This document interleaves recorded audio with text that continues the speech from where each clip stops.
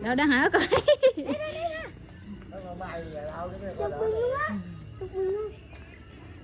Em khóc kìa chị ơi.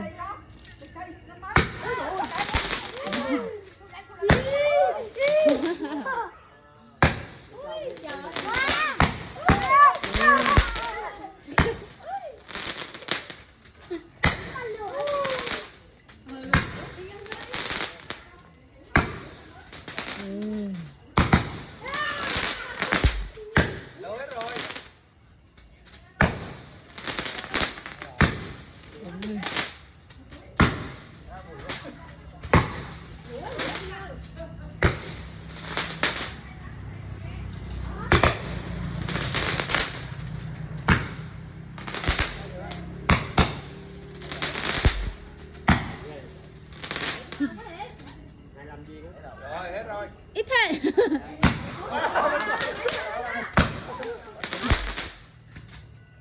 Rồi chú bán đi.